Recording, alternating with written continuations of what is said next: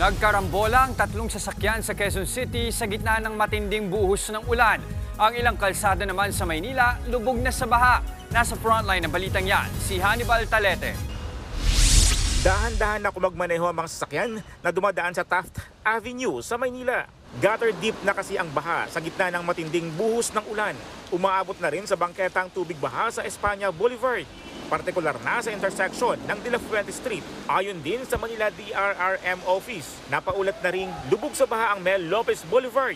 Nag-iikot na rin daw sila sa Maynila para silipin kung may mga kalsada ng hindi madaanan. Sa gitna ng masamang panahon, nagdeklara na ng class suspension ang lahat ng antas ang Maynila.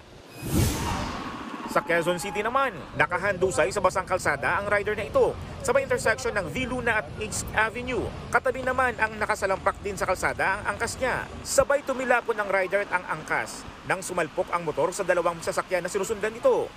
Babae ang angkas na kuha ng Mobit. Nabangga sila doon sa kuha tapos na tumba. Ayun, nakuha sila sa nagtalsikan yung mga helmet nila. Kwento ng may-ari ng kotseng binangga ng motorsiklo.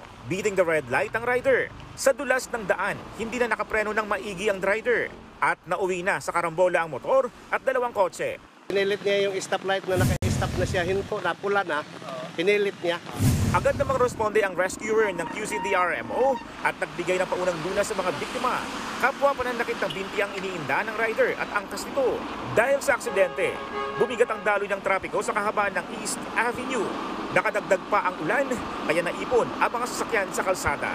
Nagbabalita mula sa frontline, Hannibal Talete, News 5. Mga kapatid, Jess De Los Santos po, huwag magpahuli sa mga umaaksyong balita at napapanahong issue sa bansa. Para sa mas malawak na balitaan, mag-subscribe at mag-follow sa social media pages ng News 5.